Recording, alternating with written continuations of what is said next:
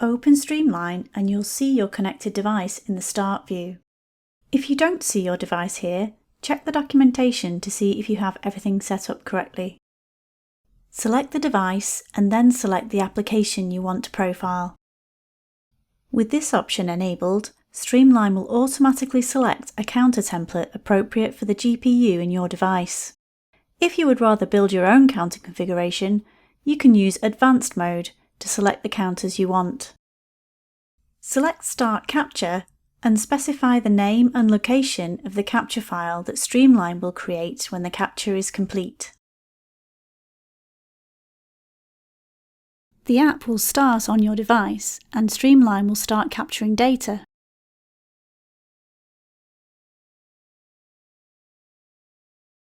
When you've collected enough data, stop the capture.